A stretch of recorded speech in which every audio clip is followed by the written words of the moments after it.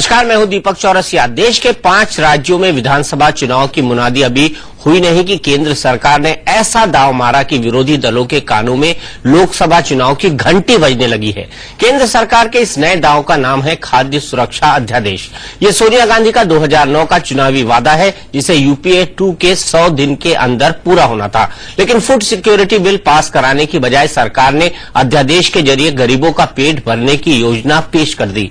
सरकार के वकील दलील दे रहे हैं कि विपक्ष संसद में अड़ंगा डालता है, इसलिए अध्यादेश के जरिए फूड सिक्योरिटी बिल लाना पड़ा। जबकि बीजेपी को लग रहा है कि सरकार सस्ता गेहूं चावल देने के नाम पर वक्त से पहले चुनाव की खिचड़ी पका रही है। अब यह बड़ी बहस का मुद्दा है कि सरकार इस अध्यादेश के जरिए गरीबों के भोजन की गारंटी चाहती है या फिर वोट की।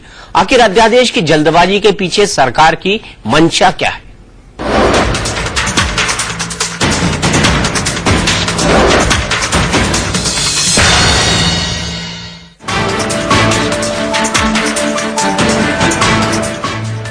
कांग्रेस के हाथ में आम आदमी का निवाला। कुछ ऐसा ही नारा हो सकता है अगले लोकसभा चुनाव में, जिसके लिए सरकार ने खाद्य सुरक्षा अध्यादेश पर मुहर लगा दी है। कल कैबिनेट ने सर्वसम्मति से महामहिम राष्ट्रपति को ये सिफारिश की है कि खाद्यान्न सुरक्षा को लेकर एक अध्यादेश जारी किया जाए। देश की 2/3 आबादी को 2 वक्त भरपेट भोजन की गारंटी देने का ये वादा नया नहीं है। यूपीए 2 की कमान संभालने के फौरन बाद सरकार ने अपना जो 100 दिन का एजेंडा तय किया था, उसमें फूड सिक्योरिटी बिल भी शामिल था, जिसका मसौदा सोनिया गांधी की अध्यक्षता वाले नेशनल एडवाइजरी काउंसिल ने तैयार किया था। फूड सिक्योरिटी बिल में सरकार ने वादा किया है कि देश की 46% ग्रामीण और 28% शहरी आबादी को हर महीने 35 किलो सस्ता अनाज दिया जाएगा। फूड सिक्योरिटी बिल के दायरे में आने वाली आबादी को 1 रुपए किलो बाजरा, 2 रुपए किलो गेहूं और 3 रुपए किलो चावल देने की बात कही गई है। करीब 4 साल तक सत्ता में रहते सरकार ने ये बिल ठंडे बस्ते में डाल दिया था। फिर अचानक 6 मई 2013 को ये बिल हंगामे के बीच संसद के पटल पर रखा गया और अब सरकार को इतनी जल्दी है कि वो संसद से पास कराने की बजाय अध्यादेश के जरिए इसे लागू करना चाहती है। सरकार की ये हड़बड़ी विपक्ष के गले नहीं उतर रही। Today the Congress party and the government therefore has decided to go in the route of the ordinance. It only is very clear that they are running away from debate. They are not interested in having a debate. केंद्रीय सरकार और Congress party के लोग हैं, ये अधमन से काम कर रहे हैं, आधे मन से। ये लोगों की सेवा कम करना चाहते हैं, इसको भुनाकर वोट बटोरने की कोशिश करना चाहते हैं और इसीलिए झगड़ा है। ये वोट बटोरू नीति है। अब बड़ा सवाल ये है कि आखिर सरकार ने संसद के मानसून सत्र का इंतजार क्यों नहीं किया?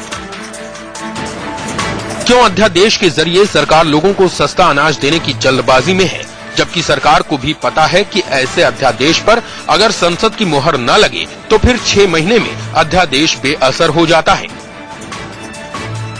अब राजनीतिक गलियारों में ये बड़ा सवाल हलचल मचा चुका है कि कहीं सरकार इस अध्यादेश के जरिए वक्त से पहले लोगों को चुनावी खुराक तो नहीं दे रही। 9 वर्षों में इस गवर्नमेंट ने फूड सिक्योरिटी बिल पार्लियामेंट में लाकर उस पर डिबेट कराकर उसे पास कराने की क्यों नहीं कोशिश की? खाद्य सुरक्षा पर अध्यादेश लाने की कोशिश सरकार पहले भी कर चुकी थी, लेकिन तब खबर आई थी कि कानून मंत्रालय इसके लिए हरी झंडी नहीं दे रहा है और कृषि मंत्री शरद पवार भी खाद्य सुरक्षा अध्यादेश के खिलाफ हैं। अब ये किसी को समझ में नहीं आ रहा कि अचानक ऐसा क्या हो गया कि शरद पवार भी मान गए और कानून मंत्रालय भी, जबकि सरकार को बाहर से समर्थन दे रही पार्टियां भी अध्यादेश के खिलाफ हैं। ये ऑर्डिनेंस लाने का मतलब क्या है? भाई अभी पार्लियामेंट में फिर दोबारा ये डिस्कस होने वाला है। 20-22 तारीख को पार्लियामेंट शुरू हो रही है, तो 15-20 दिन पहले क्या आसमान टूट पड़ेगा कि आप उसको ऑर्डिनेंस लेकर आ रहे हो? पार्लियामेंट को विश्वास में लिए बगैर ये किया।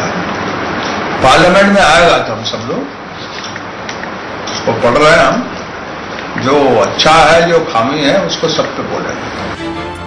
हालांकि सरकार का दावा है कि इस अध्यादेश का मतलब वक्त से पहले चुनाव होना नहीं है। ऐसे में फिर वही सवाल कि तब अध्यादेश लाने की जरूरत क्यों आई? इस अध्यादेश को चुनावी पैंतरा इसलिए भी माना जा रहा है क्योंकि ये साफ नहीं है कि सरकार आखिर जरूरतमंदों की रसोई तक सस्ता राशन कैसे पहुंचवाएगी। फिलहाल लोगों को सार्वजनिक वितरण प्रणाली यानी पीडीएस के तहत सब्सिडी वाला राशन, चीनी और केरोसिन का तेल मिलता है। ये दुकानें राज्य सरकार संचालित करती हैं और सार्वजनिक वितरण प्रणाली में भ्रष्टाचार की शिकायतें राष्ट्रीय समस्या की शक्ल अख्तियार कर चुकी हैं। ऐसे में सवाल ये भी है कि खाद्य सुरक्षा का राशन पीडीएस की दुकानों के जरिए बंटवाकर क्या सरकार नए घोटाले की बुनियाद तो नहीं तैयार कर रही? यतेंद्र के साथ मिथिलेश कुमार सिंह, दिल्ली, इंडिया न्यूज। तो बड़ा सवाल है, गरीबों के पेट की चिंता है या फिर वोट की? और इसी मुद्दे पर हम बात करेंगे। हमारे साथ तमाम बड़े नेता जुड़े हुए हैं। बीजेपी के राष्ट्रीय प्रवक्ता कैप्टन अभिमन्यु हमारे साथ हैं, कांग्रेस के राष्ट्रीय प्रवक्ता मीम अफजल साहब हमारे साथ हैं, हमारे साथ नवाब मलिक साहब हैं जो एनसीपी के राष्ट्रीय प्रवक्ता हैं, हमारे साथ कमाल फारूकी साहब हैं जो समाजवादी पार्टी के नेता हैं। सरकार को कभी सपोर्ट देते हैं, कभी नहीं देते हैं। इस बिल के वो सख्त खिलाफ है। क्यों खिलाफ है वो भी हम उनसे पूछेंगे। लेकिन मीम अफजल साहब, सबसे पहला सीधा सवाल आपसे, आप भले इनकार करें लेकिन कभी कभी इनकार में भी इकरार होता है। इश्क कुछ इसी तरह का होता है और लोग कहते हैं कि इश्क और मुश्क दोनों छुपाए नहीं छुपते। तो ये छुपाए नहीं छुप रहा है कि आप चुनाव चाहते हैं, आपको पेट की नहीं वोट की चिंता है।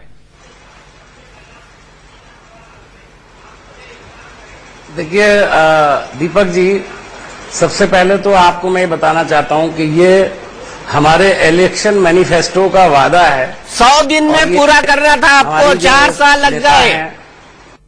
मीम अफजल साहब, 100 दिन में पूरा होना था, 4 साल लग गए, वो भी ऑर्डिनेंस से।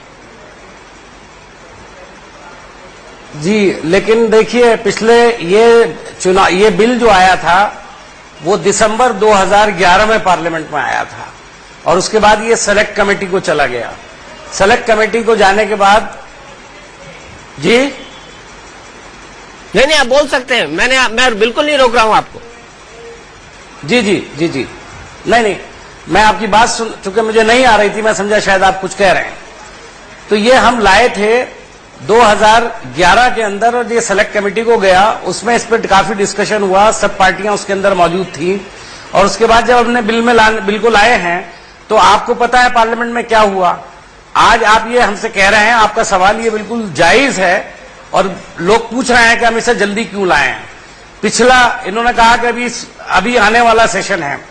मैं आपको ये बताना चाहता हूं कि कई ऐसे इश्यूज पर जो सरकार लाना चाहती है, पार्लियामेंट में किसी दूसरे इशू को लेकर के हंगामा किया जाता है और इनडायरेक्टली, आपने कहा ना इश्क और मुश्क छुपाए नहीं छुपता, तो कभी कभी अपोजिशन का जो इश्क है या उसके अंदर जो मुश्क है वो भी छुपाए छुपती नहीं है। वो ये चाहते हैं कि बिल पास ना हो ताकि इससे कांग्रेस को जो आवाम के अंदर मकबूलियत उसको मिलेगी वो उसको ना मिले, और वो शायद इस कोशिश में है अभी भी। मैं अभी काफी टीवी डिस्कशंस पर देख रहा हूं, खबरों में भी देख रहा हूं, अपोजिशन के आपके कमेंट्स भी सुन रहा था।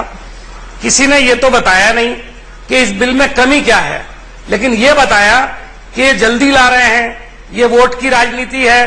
आप ये बताइए कि कौन सी ऐसी पार्टी है जो वोट की राजनीति नहीं करती? चलिए, मान लिया आपने वोट की राजनीति, आप इस पॉइंट पर मैं आपको पकड़ के रखूंगा मीम अफजल साहब। आपने माना वोट की राजनीति है, तो कैप्टन अभिमन्यु, वोट की राजनीति अब शुरू हो चुकी है। आपके पास क्या रणनीति होगी? क्योंकि आप तो अभी भी अटके हुए हैं अपने घर के झगड़े निपटाने में। आपने मेरी पूरी बात नहीं सुनी। मैं आपकी पूरी बात भी सुनूंगा, लेकिन इनका जवाब ले लूं पहले। आपने मेरी पूरी बात नहीं सुनी। मैं सुनूंगा अफजल साहब, पूरी बात भी सुनूंगा आपकी। नहीं, वो तो आपने मेरी बात काट दी। मैं ये नहीं कह रहा हूं, ये लोग इल्जाम लगा रहे हैं कि वोट की राजनीति है।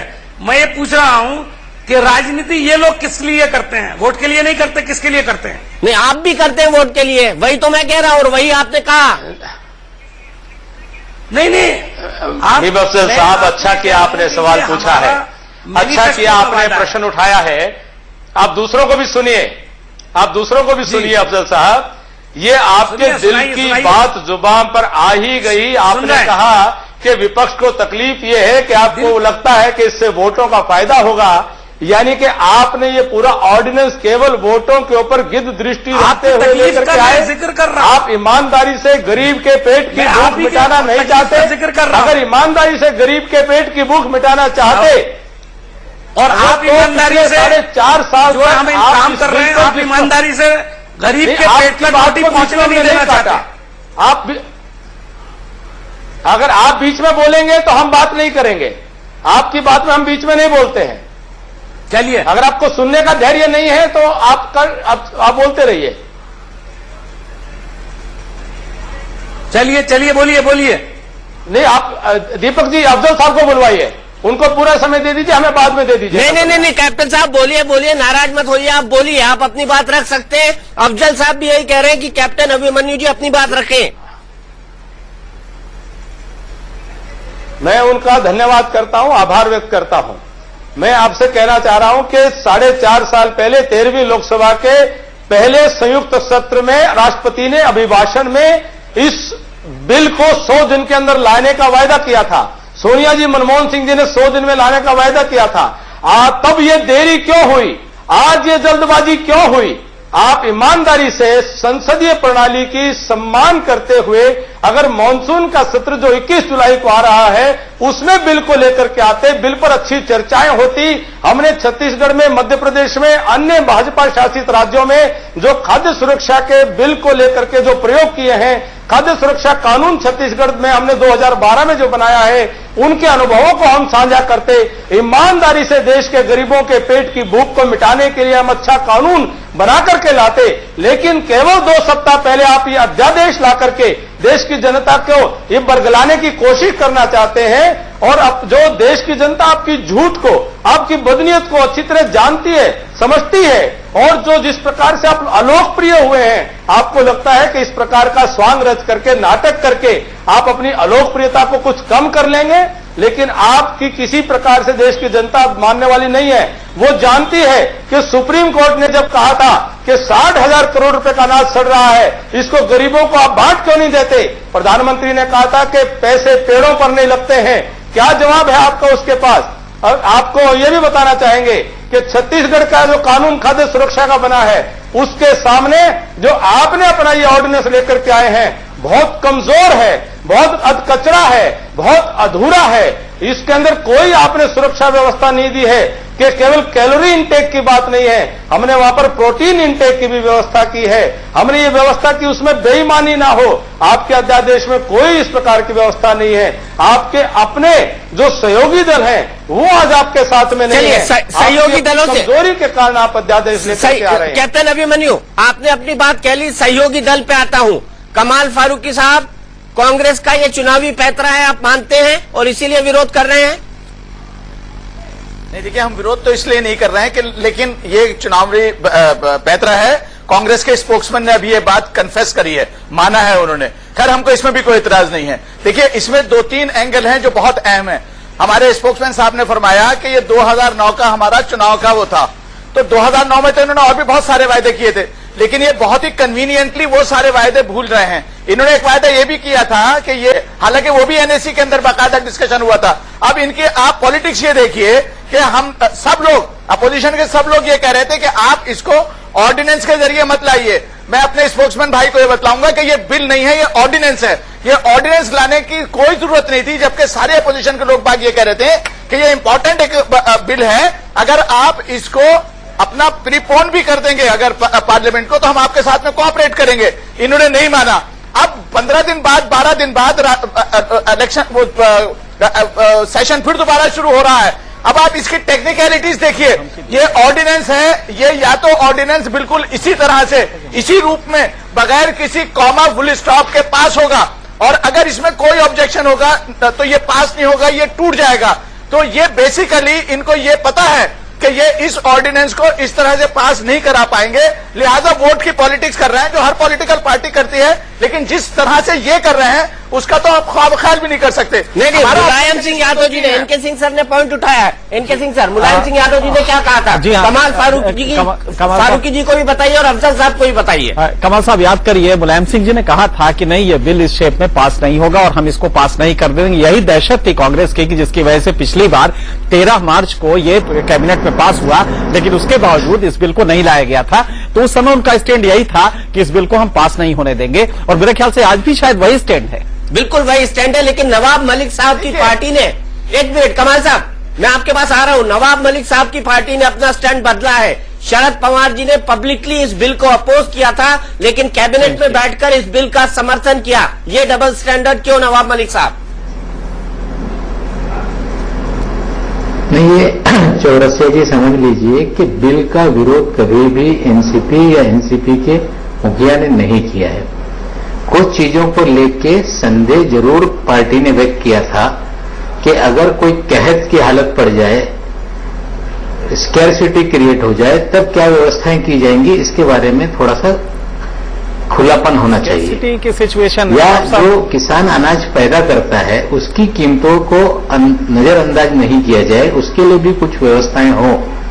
और ये भी हमने साथ में कहा था कि कंसेंसस से ये बिल पास हो, एक मत बनाया जाए, पार्लियामेंट में डिबेट हो, ये हमारी प्राथमिकता थी। लेकिन वो तो हो नहीं रही है, लेकिन फिर भी आप राजी हैं। नवाब मलिक साहब, सवाल तो ये है ना, ये सब चीजें नहीं हो रही है, फिर भी आप राजी हैं। नहीं, आप नहीं, चौरसिया जी आप सुनिए, अगर मुझे बोलना देना चाहते हैं तो मैं बोलूंगा। नहीं, अगर आपको अपना ही मत बना के रखना है तो रख दीजिए फिर हम। तो उसके बाद अगर कैबिनेट में फैसला हो गया तो एक जवाबदार पार्टी के नाते हम उसके साथ हैं। अब बहस ये हो रही है कि अध्यादेश द्वारा क्यों लाया गया। टेक्निकली अध्यादेश लाने के बाद वो देश का कानून बन जाता है। कानून बनने के बाद जब पार्लियामेंट एग्जिस्टेंस में होगा तो उसे टेबल करेंगे, उसे पास कराया जाएगा। अगर पास नहीं हो पाए तो दोबारा अध्यादेश की जगह कानून बनाया जाएगा। सवाल यह है कि कानून बना है। अगर इस देश में कोई कानून बन के गरीबों को गारंटी देता है कि उसे सस्ता अनाज मिलेगा पेट भरने के लिए, तो मुझे लगता है सभी राजनीतिक दलों को उसका स्वागत करना चाहिए। अगर कुछ उसमें परिवर्तन है तो हमारा कानून रिजिड नहीं है।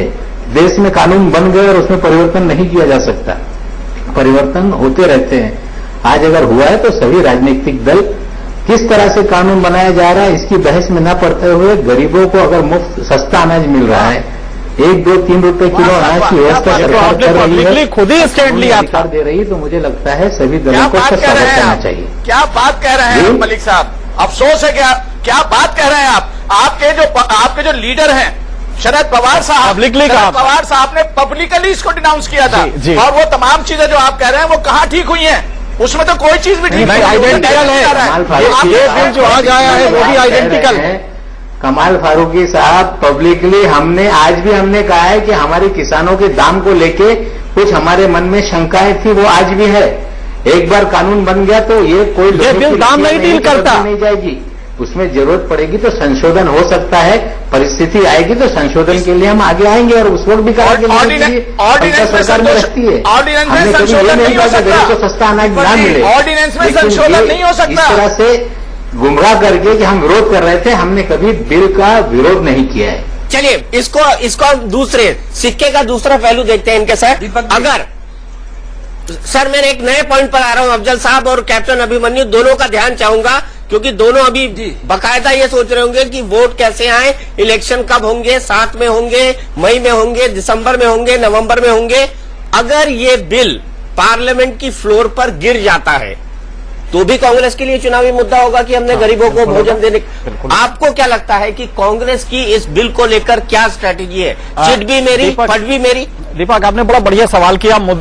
ये मुद्दा भी बड़ा वैलिड है। मैं सिर्फ एक ही चीज कहना चाहता हूं पॉलिटिकल फॉर्मेशन, पॉलिटिकल क्लास से, जरा सा गौर कीजिए। इस देश में हर चौथा आदमी भूखा है।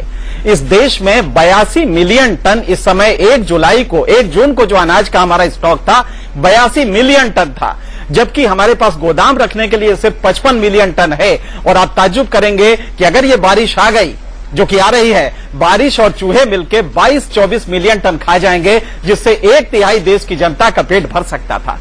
एक याद होगा आपको, एक मसल है, डायन भी एक घर छोड़ देती है। कम से कम इस मुद्दे पे कि फूड सिक्योरिटी बिल आ रहा है और उसकी मॉडलिटीज जो आ रही हैं, इस पे कम से कम मेरे ख्याल से ये इशू नहीं है कि कांग्रेस ने लाई तो वोट ले रही है। अरे कोई भी पॉलिटिकल पार्टी कथक डांस करने नहीं आती है, वो वोट लेने नहीं आती है। मुद्दा यह है कि कांग्रेस की नालायकी इस सरकार की ये रही कि पिछले 4 साल में जो इतना वैलिड चीज था वो नहीं ला पाई। आप ताज्जुब करेंगे कि इस समय हमारा food grain production 256 million tonne है। इस साल करीब 3 मिलियन टन कम होगा। अदरवाइज बम्पर क्रॉप है हमारे पास, इसलिए गोदाम खोलना जरूरी था। सरकार ने देर किया है, फिर भी अगर मान लीजिए आज भी आ रहा है तो उस गरीब के पेट में अनाज जाएगा। तो मुझे लगता है कि आरोप ये नहीं लगना चाहिए पॉलिटिकल अपोजिशन की तरफ से कि कांग्रेस ये वोट के लिए कर रही है, वो सब करते हैं। आरोप तो ये लगना चाहिए कि 4 साल तुम क्या करते रहे, 4 साल पहले जो लाना चाहिए था वो आज ला रहे हो। तो जो सबसे बड़ा इसकी क्राइसिस है फूड सिक्योरिटी बिल की, कहीं भी सरकार के लिए एक अच्छी सरकार पहले दिन अगर गवर्नमेंट में आती तो पहला काम करती शपथ लेने के बाद कि अपने गोदाम खोल देती, जो चूहे खा रहे थे वो कम से कम आदमी के पेट में जाता। चूहे खा रहे थे वो इंसान क्यों नहीं खा पाया मीम अफजल साहब? देश की 2/3 जनता भूखी है और चूहे खाते रहे अनाज, ऐसा क्यों? देखिए दीपक जी, पहले तो मैं सबसे पहले जो कैप्टन अभिमन्यु साहब ने काफी लंबी तकरीर की है, लेकिन उन्होंने एक पॉइंट उठाया है, उसका जवाब मैं उनको देना चाहता हूं। पहला जवाब तो उनका यह है कि उन्होंने अपनी 3 स्टेट्स के बारे में ये बताया कि उनका सिस्टम बहुत शानदार है और लोगों को उससे फायदा पहुंच रहा है। चलिए मैं उनकी बात मान लेता हूं, मैं उसको बिल्कुल जैसे वो कह रहे हैं वैसे कबूल कर लेता हूं। वो 3 स्टेट्स में करना चाहते हैं, हम पूरे देश में करना चाहते हैं, इसमें क्या खराबी है? अगर कोई प्रोसीजरल गड़बड़ है तो उसके लिए भी हम मान लेते हैं कि हमने जल्दी की, मैं उसके तरफ भी आऊंगा क्यों हम जल्दी कर रहे हैं। जहां तक कमाल फारूकी साहब ने अभी बात कही और उन्होंने कहा कांग्रेस ने कुछ और वादे पूरे नहीं किए, बात सही है उनकी। हर सरकार पूरी कोशिश करती है बहुत सारी चीजों को लाने की और नहीं भी कर पाती है कुछ, और पूरी कोशिश करती है कि कौन कौन सी चीजें। ऐसे कई बिल हैं जो हम लाने की कोशिश करते रहे हैं लेकिन किसी ना किसी वजह से उसमें डिले हुआ। फूड बिल भी उसी के अंदर शामिल, मैंने बताया 2011 में आया था। जहां तक बात है, उन्होंने कहा कि ये किसान विरोधी है। कल मैं उनकी डिबेट सुन रहा था, उन्होंने कहा आज से 7-8 साल पहले गेहूं का रेट 630 रुपया था, आज 1350 रुपया है, और इससे जितना 1000 करोड़ रुपया आया है वो तमाम किसानों के अंदर ही गया है और ये आगे मजीद बढ़ने की इसकी गुंजाइश हो सकती है। तो ये कहना कि किसान विरोधी है, ये बात गलत है। दूसरी बात, उन्होंने ये कहा कि इस बिल के अंदर यानी इस अध्यादेश में पार्लियामेंट में जाकर के एक लफ्ज भी इधर से उधर नहीं किया जा सकता। मैं उनको प्रोसीजर बताना चाहता हूं। ये अध्यादेश जैसा आया है ये कानून हो चुका है, अब 6 महीने के अंदर अंदर इसको रेक्टिफाई होना है पार्लियामेंट से। जब पार्लियामेंट में हम इसको बिल की शक्ल में लाएंगे तो जो कोई भी अमेंडमेंट देगा उन अमेंडमेंट्स को अगर जरूरी समझा जाएगा तो इनको इनकॉर्पोरेट किया जा सकता है। लेकिन जो बात अभी हमारे भाई ने कही, उन्होंने हमारी कमी बताई, मैं उस कमी को जो उन्होंने कहा है वो भी अपने आप में एक तबसरा है, लेकिन उनकी इस बात पर मैं तवज्जो दिलाना चाहता हूं कि क्या ये बिल खराब है, क्या इससे कोई लोगों को नुकसान पहुंच रहा है? मीम अफजल साहब, आम आदमी को लाभ नहीं होगा? अफसोस के साथ को रोटी नहीं, अगर अफसोस के साथ मेरे सवाल का जवाब नहीं दिया आपने। 4 साल से जो अनाज चूहे खा रहे थे वो आम इंसान क्यों नहीं खा पाया? सुप्रीम कोर्ट के कहने के बाद ये मेरा सिर्फ इतना सा सवाल है। कोर्ट में ये केस जो मेरा सिर्फ इतना सा सवाल है, 4.25 साढ़े 4 साल तक जो चूहे खाते रहे वो एक गरीब आदमी क्यों नहीं खा पाया? मैं वही तो कह रहा हूं आपसे कि अब तक जो कभी बारिश के अंदर ऐसा होता है, कुछ रिपोर्ट्स आती हैं, लेकिन जो उन्होंने आंकड़े दिए हैं मुझे इनकी कोई जानकारी नहीं है, मैं उसको ठीक भी नहीं समझता हूं। वो आंकड़े जो उन्होंने दिए हैं वो ठीक नहीं है। सर सुप्रीम कोर्ट तक गया है मामला, खा गए, खराब भी होता है ना होने की, लेकिन उसको अगर हम लोगों तक पहुंचाना चाह रहे हैं, आज पहुंचाना चाह रहे हैं, तो इसके अंदर ये नहीं देखना चाहिए कि हम इसे सिर्फ राजनीति के लिए कर रहे हैं। मैं आपकी पहली बात का भी क्लैरिफिकेशन करना चाहता हूं, क्योंकि आप ये मैसेज अपने चैनल के जरिए से न दें कि मीम अफजल ने या कांग्रेस ने ये कह दिया है कि रोज वोट की राजनीति के लिए हम कर रहे हैं। मैंने सिर्फ ये सवाल किया कि जो लोग इसकी मुखालफत कर रहे हैं क्या वो राजनीति नहीं करते? क्या वो राजनीति नहीं कर रहे हैं? चलिए जवाब ले लेते हैं, क्योंकि वो ये समझ रहे हैं कि इससे कांग्रेस को कहीं कोई फायदा हो सकता है। जवाब ले लेते हैं। कैप्टन अभिमन्यु, आप भी राजनीति कर रहे हैं, शक्ल में देख रहे हैं। मीम अफजल साहब का आरोप है आप भी राजनीति कर रहे हैं, उनको फायदा होता दिख रहा है, आपको नुकसान होता दिख रहा है। मैं एक बात कहना चाहूंगा, आपको एक बात और जोड़ दूं, हम लोगों के पेट तक पैसे, जख्मों को सहलाने का नायाब तरीका देखा, जख्मों को सहलाने का नायाब तरीका देखा। तुम मलहम भी लगाते हो तो कांटे की नोक से, 4.5 साल तक आज भ्रष्टाचार करते हुए अपना पेट भरते रहे। हिंदुस्तान का गरीब के भूखे पेट की आपको परवाह नहीं रही, चिंता नहीं रही। और सुप्रीम कोर्ट के अंदर आपकी सरकार ने हलफनामा देकर के कहा, इस्तीफा दिया है। आप येदियुरप्पा ने क्या किया था? फिर आप बीच में बोल रहे हैं और आप उसी येदियुरप्पा को लाने के लिए बैठे हुए हैं। मैं आपके बीच में नहीं बोला, मैं बीच में नहीं बोला अफजल साहब। ये आपके अनुशासनहीनता, ये ठीक नहीं। आप जरूर बोलिए, जरूर। इससे डिस्कशन डिस्टर्ब होती है। आपकी इजाजत हो, आपकी जर्रा नवाजी हो तो हम बोले साहब। नहीं, बिल्कुल बोलिए कैप्टन अभिमन्यु साहब। कैप्टन अभिमन्यु साहब, ऐसा तो संसद में भी हो जाता है कि बीच में कभी कभी कोई बोल देता है, आप बोल सकते हैं। इनकी सरकार ने सुप्रीम कोर्ट में हलफनामा देकर के कहा कि हर साल 58,000 करोड़ रुपए का अनाज सड़ जाता है। अफजल साहब कहते हैं मुझे ऐसी कोई जानकारी नहीं है। और 4.5 साल तक आप बिल को लेकर के नहीं आए। जब आपको न्यूक्लियर डील पर कोई एक्ट बनाना होता है, जब आपको एफडीआई के ऊपर कोई कानून बनाना होता है, तो आप रातों रात 12 बजे भी संसद के आप बिल को पास करा लेते हैं। लेकिन हिंदुस्तान के गरीबों के भूखे पेट की भूख आपको शांत करनी होती है तो 4.5 साल आप परवाह नहीं करते। चुनाव के नजदीक आकर के आप वोटों के ऊपर गिद्ध दृष्टि रखते हुए आप इस प्रकार के अध्यादेश लाने की कोशिश करते हैं। पहले देरी की, आज जल्दबाजी। आपने कहा कि हम 3 राज्यों के अंदर भूख मिटाने की बात करते हैं। हम पूरे हिंदुस्तान के लोगों की भूख मिटाने के पक्षधर हैं और हम अच्छा कानून चाहते हैं और कानून के अंदर उस प्रकार के प्रावधान चाहते हैं जिसमें कोई आंखों में धूल झोंकने का काम ना हो। ईमानदारी से अंतिम व्यक्ति तक उसकी भूख को मिटाया जा सके, उस तक राशन पहुंचाया जा सके, उसमें कोई बेईमानी और चोरी ना हो सके। आपको यही स्पष्ट नहीं है कि किस प्रकार से राज्यों का आप सहयोग लेने वाले हैं। आपको यही स्पष्ट नहीं है 1.25 लाख करोड़ रुपए की व्यवस्था कहां से होने वाली है। आपको यही स्पष्ट नहीं है कि इसके अंदर डिस्ट्रीब्यूशन का, गोडाउन का, स्टोरेज का इंफ्रास्ट्रक्चर कितना बनेगा, कितना खर्च आएगा, उसको कौन बनाने वाला है, उसकी किसकी जिम्मेदारी होने वाली है। ये पूरी तरह से ये सरकार जो कांग्रेस की है, इसने हिंदुस्तान के गरीबों के साथ धोखा किया है। और मैं ये भी कहता हूं कि जिस दृष्टि से ये कानून ये बनाने की कोशिश कर रहे हैं, अध्यादेश ला रहे हैं, वोटों के लिए हिंदुस्तान की जनता इनकी असलियत को जानती है। ये मृग मरीचिका है। इनकी मृग तृष्णा वोटों की शांत इस अध्यादेश के माध्यम से नहीं होने वाली है। अच्छा, ठीक है। क्या होता ये कानून मानसून सत्र में लेकर के आते। सुन लिया आपकी बात। मानसून सत्र में तो आना ही पड़ेगा। मानसून सत्र में तो आना ही पड़ेगा। अगर ऑर्डिनेंस बन गया तो भी डिस्कशन के लिए। लेकिन नवाब मलिक साहब कुछ कहना चाहते हैं। नवाब मलिक साहब, कई आरोप लगा दिए भारतीय जनता पार्टी ने आप पर और आपकी यूपीए 2 पर।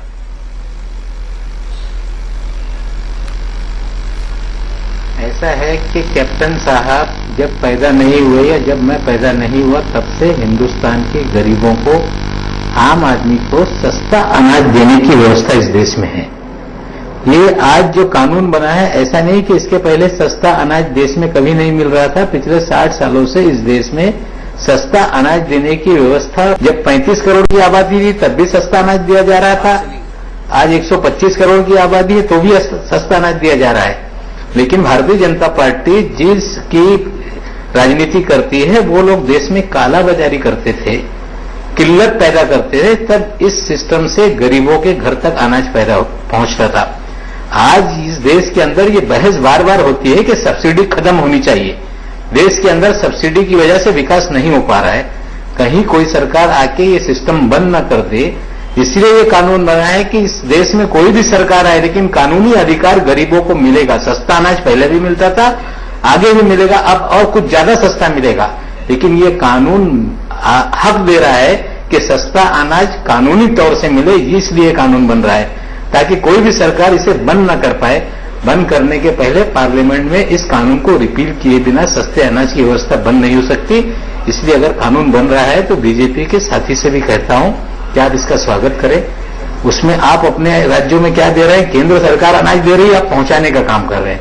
केंद्र सरकार की सब्सिडी वाले अनाज में कुछ थोड़ी सी सब्सिडी आप ज्यादा दे रहे हैं। आपके छत्तीसगढ़ का जो अनाज है वो पूरी तरह से रमन सिंह के खजाने से सब्सिडी नहीं है, केंद्र के सस्ते अनाज में कुछ सब्सिडी बढ़ाकर दी जा रही है। 1 किलो नमक दे देने से आप नमक खिला के हमें नमक हलाली करो, इस तरह की राजनीति कर रहे होंगे। नहीं, उस पर आऊंगा नवाब मलिक साहब। हमारा नमक खा लेंगे और हमें वोट देंगे, तो इस तरह की राजनीति हम नहीं करते। वो बड़ा पॉइंट है, मैं उस पर आऊंगा। लेकिन कमाल फारूकी साहब, आप आज एक स्टैंड लीजिए कि जब संसद के अंदर ये फूड सिक्योरिटी बिल आएगा, समाजवादी पार्टी इसके खिलाफ वोट करेगी, बोलेंगे आप ये? देखिए, एनके सिंह साहब ने बात बहुत क्लियर कर दी है, मुझे इसके बाद कुछ कहने की जरूरत नहीं है, क्योंकि नेताजी ने पहले भी ये बात कही थी कि जैसा ये बिल है उसमें हम ऐसी पोजीशन के अंदर अगर ये पास कराने की कोशिश करेंगे तो हम इसको अपोज करेंगे, क्योंकि हमारे कुछ रिजर्वेशन है, हम उन रिजर्वेशन की बात करते हैं। अब मैं एक एक करके जरा 2 बातों का जवाब दूंगा। पहले तो एनके सिंह भाई ने जो बात कही, मैं उस बात को पूरी तरह से अप्रिशिएट करता हूं, जिसको अफजल भाई अप्रिशिएट नहीं कर पाए हैं। 60,000 करोड़ रुपए का मजे के पार्लियामेंट सुप्रीम कोर्ट ने बाकायदा पिटकार लगाई थी कि ये अनाज जो सड़ रहा है, जो चूहे खा रहे हैं, ये लोगों तक क्यों नहीं पहुंच रहा। इसका जवाब अभी तक नहीं दिया है। ये तो फूड सिक्योरिटी बिल आएगा, वो तो ठीक है, जो आ रहा है गरीबों को फायदा होना चाहिए, लेकिन पहले तो ये बतलाइए कि जो सुप्रीम कोर्ट ने जो फटकार लगाई थी उसके ऊपर क्या इंफ्रास्ट्रक्चर डेवलप हुआ। अभी एनके सिंह साहब ने एक बात बतलाई है जो बहुत ही वार्निंग है कि बारिश आते के साथ ही जितना माल हमारे पास पड़ा हुआ है उसका क्या हशर होगा। क्या हमने इंफ्रास्ट्रक्चर क्रिएट कर दिया? तो हमने जो पुराना हमारा पीडीएस सिस्टम है उसको ठीक करने के ऊपर तो हमने कोई कदम नहीं उठाया। हम एक नया वोट नीति की बुनियाद के ऊपर, और कोई हर्ज नहीं है, ये वोट नीति कर रहे हैं ना, तो इसका इनको अंजाम भी पता चल जाएगा।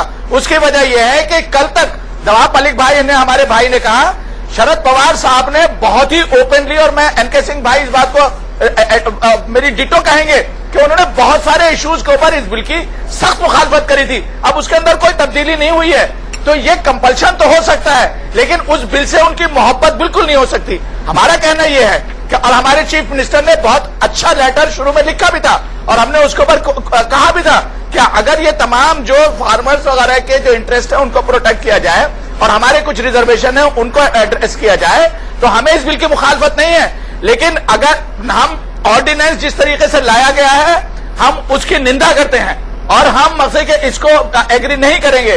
और जहां तक वो बिल का ताल्लुक है, हम चाहेंगे पार्लियामेंट के फ्लोर के ऊपर डिस्कस होइए। और ये बात भी सब अपोजिशन ने कह दी थी कि हम पार्लियामेंट के सेशन को प्रीपोन भी करने के लिए तैयार हैं। 10 दिन बाद ये पार्लियामेंट का सेशन हो रहा है, आप उसको और 15 दिन पहले प्रीपोन करते थे। चलिए यही सवाल पूछता हूँ, इसी कमाल साहब, इसी सवाल पे आता हूँ। मीम अफजल साहब, क्या मानसून सत्र में अध्यादेश जो कानून बन जाएगा उसके रेटिफिकेशन के लिए इसको मानसून सत्र में लाया जाएगा? देखिए, इस वक्त जो है ऑर्डिनेंस आ चुका है और जल्दी वो पारित भी हो जाएगा। कानून एक तरह से बन गया है। देखिए दीपक जी, हमको इस बात की पूरी आशंका है कि कुछ पार्टियां, मैं यहां नाम नहीं ले रहा हूं, नहीं नाम लीजिए ना सर, देश जानना चाहता है। अब इस बिल को भारतीय जनता पार्टी अभी जो समाजवादी पार्टी साहब कह रहे हैं, समाजवादी पार्टी, मैं समझता हूं कि अभी आपने जी नहीं, समाजवादी पार्टी जो है उसके ताल्लुक से भी मैं ये बात कहना चाहता हूं कि अभी ये कहा गया कि शरद पवार जी ने कुछ आशंका जाहिर की थी। ये बात सही है कि उन्होंने इसको अपोज नहीं किया था, लेकिन आशंका जाहिर की थी। नवाब मलिक साहब सही कह रहे हैं, मुझे इसकी जानकारी है। जहां तक मुलायम सिंह जी का ताल्लुक है, मैं समझता हूं कि वो बहुत रीजनेबल आदमी हैं। अगर उन्हें बिठा करके बात की जाएगी, सब समझाया जाएगा, तो उनकी भी समझ। लेकिन मैं ये बात समझ रहा हूं कि सब लोग, जो लोग अपोजिशन में हैं, वो लोग इस बिल को आवाम तक जाने से रोकना चाहते हैं और इंप्रेशन ये देना चाहते हैं कि हम बिल के तो खिलाफ नहीं है, लेकिन हम तरीकाकार के खिलाफ हैं।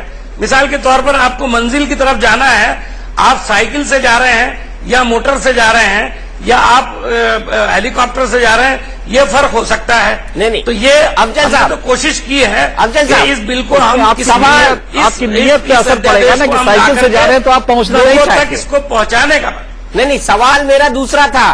सवाल बड़ा साफ है, सवाल बड़ा स्पष्ट है, सवाल बड़ा सीधा है। कानून तो बन जाएगा, महामहिम राष्ट्रपति जैसे साइन करेंगे। आप संसद की अनुशंसा के लिए 6 महीने के भीतर क्या उसको मानसून सत्र के अंदर लेकर आएंगे, हाँ या ना?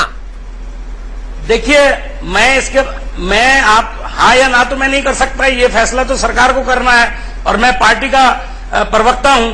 लेकिन मैं समझता हूं कि हमारी जिम्मेदारी है, जब कोई भी अध्यादेश आता है, इस तरह का ऑर्डिनेंस आता है, उसको पार्लियामेंट से पास करवाना सरकार की जिम्मेदारी है और उस जिम्मेदारी को हम पूरा करेंगे। नहीं, वो जिम्मेदारी तो पूरा करेंगे। कहीं ऐसा तो नहीं है कि आप पार्लियामेंट ही डिसॉल्व कर देंगे? अब तक जितना जिस आप पार्लियामेंट डिसॉल्व करके सीधे चुनाव में चले जाएंगे अफजल साहब? ऐसा रहा है आपकी बात से? देखिए, ऐसा है कि मैं आज सुबह भी ये बात मुझसे पूछी गई, मैंने बिल्कुल क्लियर कट तरीके से कहा है कि कांग्रेस पार्टी की नजर चुनाव की वजह से या चुनाव को लेकर, इलेक्शन को लेकर इस पर नहीं है।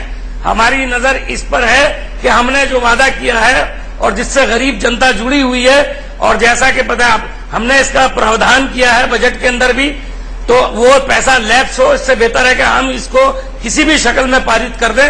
चूंकि एक काम हम सही कर रहे हैं, तरीका आप इख्तिलाफ हो सकता है, और ऑर्डिनेंस भी एक कॉन्स्टिट्यूशनल राइट है सरकार का। अगर वो लाती है तो कुछ उसके अंदर उन्होंने गलत काम नहीं किया, कोई गैर कानूनी काम नहीं किया, कुछ भी गलत नहीं किया। लेकिन आप ये दावा कर सकते हैं कि चुनाव मई में ही होंगे, समय पर ही होंगे? मैं तो समझता हूं कि चुनाव सही वक्त पर ही होंगे। हमारी ऐसी कोई मंशा नहीं है। सही वक्त क्या होगा? अक्टूबर, नवंबर या फिर मई?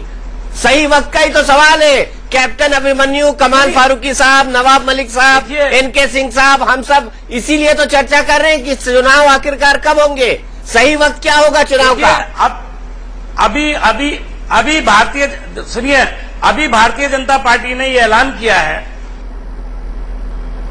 हमको घेरेंगे, उसके बाद वो क्या करेंगे अब साफ था, हमको मालूम था ये सब करने वाले। अगर हम बिल लाते की कोशिश करते तो भी वो यही करने वाले थे, कोई और बात निकाल करके करने वाले होते।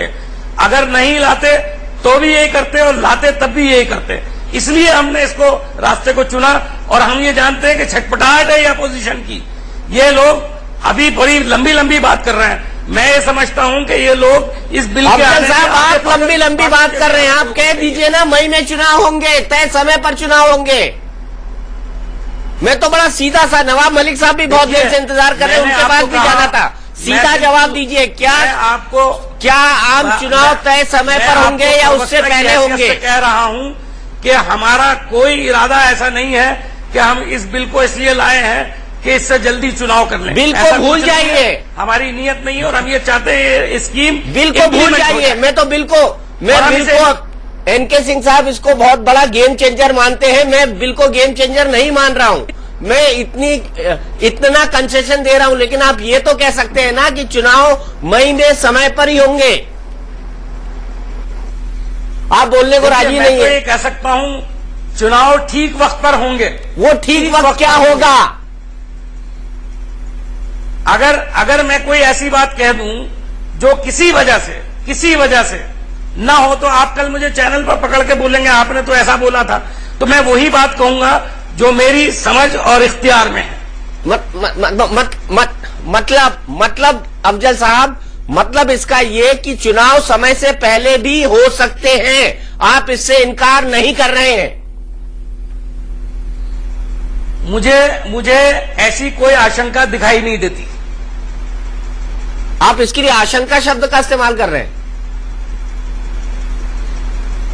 जी, क्या लगता है आपको चुनाव समय पर होंगे, समय से पहले? सीधा वर्डिक्ट, आप घुमाइएगा आप नेताओं जी की तरह, आप बिल्कुल सीधी बात करते हैं सर। नहीं, बिल्कुल सही है। ये चुनाव वक्त से पहले नहीं हो सकता, क्योंकि इसका इम्प्लीमेंटेशन कम से कम 9 महीना 10 महीना लेगा। और अगर आप आज ऑर्डिनेंस लाते हैं, कल से आप राज्यों को, क्योंकि डिस्ट्रीब्यूशन पॉइंट राज्य ही है, आपने अपना कोई चैनल डेवलप नहीं किया है, कर भी नहीं सकते, लिहाजा आपको उसी एफसीआई पीडीएस सिस्टम से जाना होगा। हाँ, आपने इस ऑर्डिनेंस में सिर्फ इतना कर दिया है कि मॉनिटरिंग के लिए कमिटी बना दी है, जो स्टेट लेवल पे होगी और नीचे के लेवल पे होगी, डिस्ट्रिक्ट लेवल पे होगी, जो कि एक बहुत बड़ा चीज है। और जब ये मॉनिटरिंग कमेटी बनेगी, तो आपके जितने भी करप्ट चैनल हैं जिसमें पीडीएस चला जाता है, आप ताज्जुब करेंगे कि 88,000 करोड़ पीडीएस को पिछले साल भी दिया गया है, हर साल दिया जाता है। एनके सिंह सर, बड़ा सवाल, क्या आपको लगता है 8 महीने में सब इम्प्लीमेंट हो जाएगा? 8 महीने में इम्प्लीमेंट नहीं होगा। हाँ, बिल्कुल सही है, मैसेज दिखाने वाली बात है ना। हमने ये वादा किया, आप हमको वोट दो, अगले 5 साल में हम आपको ये करके देंगे, बड़ा सीधा सा सवाल है, तो सीधा लॉजिक है। उसमें बिल्कुल सही है। उस पर अपोजिशन अगला जो सवाल करेगा वो यही कि भाई 5 साल तुम कहां थे, जो बीजेपी कह रहा है या जो बाकी पार्टीज कह रही हैं, समाजवादी पार्टी कह रहा है, वो यही कह रहा है भाई 5 साल में तुम्हारे चूहे खाते रहे, तुमने कुछ नहीं किया ऑल ऑफ ए सडन। और एक चीज और बताएं, आप जो बिल ला रहे हैं तो शंका क्यों हो रही है? ऑर्डिनेंस में शंका इसलिए हो रही है कि किसी भी कॉमनवेल्थ कंट्री में दुनिया के ऑर्डिनेंस पावर नहीं है। भारत में ये स्पेशल केस में दिया गया है, लेकिन ये स्पेशल सिचुएशन के लिए था। आज आपने अभी कुछ दिन पहले पार्लियामेंट थी, उस समय आप नहीं लाए, अभी 2 महीने पहले ये हुआ। आप इसलिए ला रहे हैं ऑर्डिनेंस कि 2 दिन पहले पटना में नीतीश कुमार की 2 मिनिस्टर जो केंद्र सरकार से गए थे, उनको आश्वासन मिल चुका है कि नहीं, अगर मुलायम सिंह नहीं देंगे सपोर्ट तो हम सपोर्ट कर देंगे, लिहाजा ये बिल आया है। इसके पीछे राज ये है, और किसी तरह से ये बिल अब खतरे में नहीं पड़ेगा क्योंकि नीतीश कहीं ना कहीं सपोर्ट कर देंगे। इशारों को अगर समझो, राज को राज रहने दो। लेकिन नवाब मलिक साहब, क्या अब ये खुली किताब हो गई है कि चुनाव समय से पहले होंगे? क्या एनसीपी समय से पहले चुनाव चाहती है? इस देश में यूपीए की सरकार को बहुमत नहीं है, ये स्पष्ट है। जब तक पार्लियामेंट के सदन में सरकार को बहुमत रहेगा तब तक देश में चुनाव नहीं होगा। अगर सरकार को बहुमत नहीं है, कल अविश्वास प्रस्ताव आ जाए, कोई मनी बिल गिर जाए, तो निश्चित रूप से चुनाव पहले हो सकते हैं। लेकिन जहां तक इस सस्ते अनाज को लेकर विरोधी दल हल्ला मचा रहा है, केंद्र सरकार 12 रुपए सब्सिडी दे रही है अनाज पे, आप 1, 2, 3 रुपए किलो सब्सिडी देके अपने राज्यों में मुफ्त बांट के गरीबों को वाहवाही लूट लीजिए ना। अगर 12 रुपए यूपीए दे रही है तो बीजेपी शासित सरकार हो, समाजवादी पार्टी आप मानेंगे कि इन दोनों राज्यों में 1, 2, 3 रुपए मध्य प्रदेश और छत्तीसगढ़ दोनों में टीडीएस बहुत अच्छा चल रहा है। नियत होनी चाहिए, हम लोगों की नियत साफ है, औरों की कोई नियत गरीबों की मदद करने की नहीं है। नहीं, एक कैप्टन अभिमन्यु, एक आंकड़ा दिखाऊं उसके बाद आप बोलना। एक आंकड़ा बताता हूं मैं आपको। सबसे पहले छत्तीसगढ़ में अति गरीबों को 1 रुपए किलो और गरीबों को 2 रुपए किलो चावल मिलता है। बिल्कुल। अति गरीब को 1 रुपए किलो, गरीबों को 2 रुपए किलो चावल मिलता है। और मीम अफजल साहब, आपकी स्कीम सुनिए। आपकी स्कीम के अंदर हर परिवार को 35 किलो सस्ता अनाज देने की योजना है। गरीबों और कम आय वालों को 1 रुपए किलो बाजरा, 2 रुपए किलो गेहूं और 3 रुपए किलो चावल। अगर 3 रुपए किलो चावल छत्तीसगढ़ में मिलेगा तो 1 रुपए वाला रमन सिंह वाला चावल नहीं खरीदेंगे। वो 3 रुपए में आपका चावल क्यों खरीदेंगे?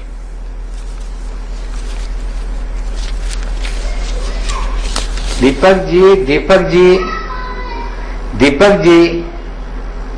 जी नवाब मलिक साहब, आप कुछ कह रहे हैं? ये सवाल वैसे मेरा अफजल साहब और कैप्टन अभिमन्यु से था। रमन सिंह जी जो चावल 1 रुपए में दे रहे हैं, आज भी केंद्र की सरकार उसमें 8 रुपए किलो सब्सिडी देके रमन सिंह जी को पहुंचा रही है। उसमें लेकिन कम से कम वो डिस्ट्रीब्यूट तो कर पा रहे हैं ना। क्या महाराष्ट्र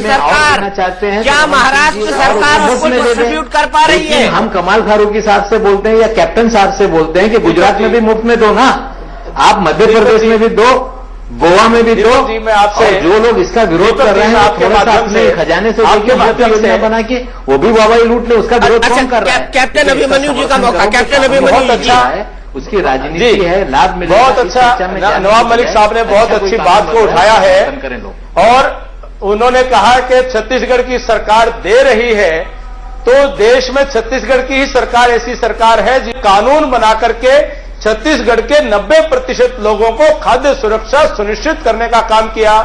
आपकी सरकार महाराष्ट्र में है, महाराष्ट्र में गरीब और अति गरीब बहुत हैं। आपने ये एक्स्ट्रा सब्सिडी देकर के आपने वाहवाही लूटने का काम क्यों नहीं किया? आपके महाराष्ट्र में लोग भूखा मर रहे हैं। सवाल ये है कि हम पूरे देश में ईमानदारी से करना चाहते हैं, लेकिन इस केंद्र की सरकार की नीयत में हमको खोट दिखाई देता है। गरीबों की आप मेरी बात को पूरा करने दीजिए। जनता पार्टी, आप मेरी बात को पूरा करने दीजिए। पार्टी कभी हमारा दल नहीं, आप हमारी बात को मेहरबानी से आप पूरा कर, हमारा दल कभी नहीं रहा। हमारी बात को मेहरबानी से, देश में कालाबाजारी करना, मेहरबानी से पूरा करना, कीमत बढ़ाने, आप हमारी बात को पूरा करने दीजिए। और आप इस तरह के सवाल ना उठाएं।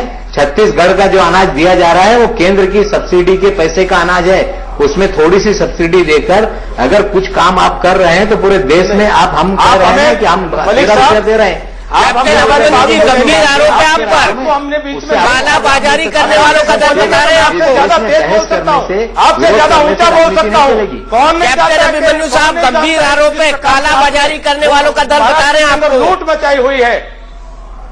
आपके नेता का किस प्रकार से महाराष्ट्र में बयान आता है जब महाराष्ट्र के लोग पानी मांगते हैं, आपके नेता क्या कहते हैं कि किस प्रकार से उनको बांध में पानी भरने की आपकी क्या योजना है? आप हमारी बात को बीच में काटते हैं तो आपको भी सुनना पड़ेगा। जखीरा रखने वाले लोग और जिस देश में नवाब मलिक साहब, आप इस स्तर पर आकर के बात नहीं करना चाहते। दल आपका है और ये देश के अंदर आज से नहीं, आजादी के बाद ये आपके नेता की और आपकी पार्टी का पूरा चरित्र पूरा देश जानता है। आज गरीबों को उस पर नहीं आने का है, उसका समर्थन करो। हम अभी इतना कहना चाहते हैं से गरीब आपके साथ खड़े नहीं होगा और गुमराह करने से राजनीति देश में नहीं चलेगी। अच्छा चलिए, इससे हटते आरोप प्रत्यारोप से हटते हिंदुस्तान आरोप प्रत्यारोप से हटते कैप्टन अभिमन्यु कहना चाहूंगा। कैप्टन अभिमन्यु जी, मेरा बड़ा सीधा सवाल विपक्ष की नेता कहना चाहूंगा आपके माध्यम से। मेरा एक सीधा सवाल, उसके बाद आप जो चाहे कह सकते हैं कि आज एक मेरी बात बीच में नवाब मलिक साहब ने काट दी। मेरी बात यह थी कि इस केंद्र सरकार को यह नहीं मालूम है कि इस देश के अंदर बिलो पॉवर्टी लाइन गरीब कितने हैं।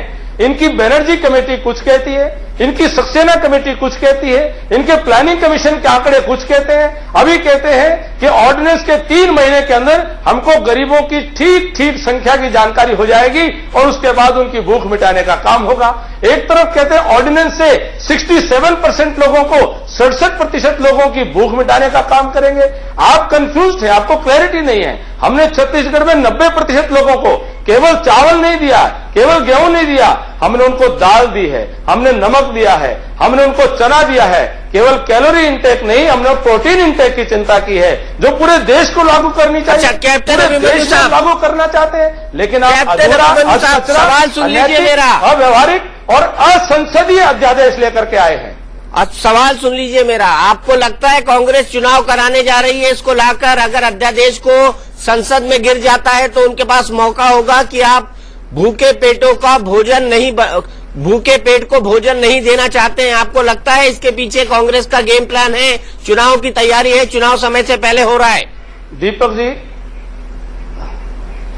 जी, मैं अफजल साहब की बात से सहमत हूं कि चुनाव ठीक वक्त पर होंगे। ठीक वक्त का मतलब है कि जिस दिन हिंदुस्तान के अंदर चुनाव डिक्लेयर होंगे, हिंदुस्तान के 125 करोड़ लोग दिवाली मनाएंगे ताकि इस कांग्रेस के कुशासन से, रावण राज से छुटकारा दिलाया जा सके और इस देश के अंदर एनडीए की सरकार को ला करके देश के गरीबों की भूख मिटाई जा सके। जिस दिन भी चुनाव होंगे, हम चाहते हैं चुनाव हो, जल्द से जल्द हो और ये देश की जनता को इस कांग्रेस के कुशासन से छुटकारा दिलाया जा सके। चलिए, सपने देखने का हक सभी को है। मीम अफजल साहब में चुनाव करा ले। मीम अफजल साहब, आपको भी है, तो आप कब चुनाव का सपना देख रहे हैं? जी देखिए, आपकी अभी जो आपने सवाल किया उससे मुझे लग रहा है कि चुनाव का सपना वो लोग ज्यादा देख रहे हैं, हम तो नहीं देख रहे हैं। बिल्कुल, हम तो वक्त पे चुनाव करवाएंगे और इसको हम जो वक्त क्या होगा, देश को पारित करेंगे, लोगों तक इसका फायदा पहुंचेगा। अच्छा, एक सवाल का जवाब, क्या आप इस अध्यादेश को पारित करवा पाएंगे? बिल्कुल पारित करवाएंगे, हमारी पूरी कोशिश होगी और हम पूरी कोशिश करेंगे कि सब पार्टियों के सहयोग के साथ ये बिल पास हो और आम लोगों तक इसका फायदा पहुंचे और गरीब लोगों को पेट पर लात मारने का कोई काम ना करे। कमाल फारूकी साहब, आपकी पार्टी क्या करेगी संसद के अंदर? बताएंगे साहब, अब आपके सामने सारे पत्ते तो हम खोल नहीं सकते। लेकिन पत्ते तो खुले हुए, ताश में 52 पत्ते होते हैं और नेताजी के पत्ते तो हमेशा खुले ही रहते हैं। नहीं, नेताजी के पत्ते तो खुले ही रहते हैं। हम स्ट्रेटेजी बना रहे हैं, हम बताएंगे, लेकिन इस सूरत के अंदर, जिस सूरत में ऑर्डिनेंस आ रहा है, हम इसकी मुखालफत करते हैं। लेकिन आपकी स्ट्रेटेजी तो सीबीआई फुस कर देती है ना।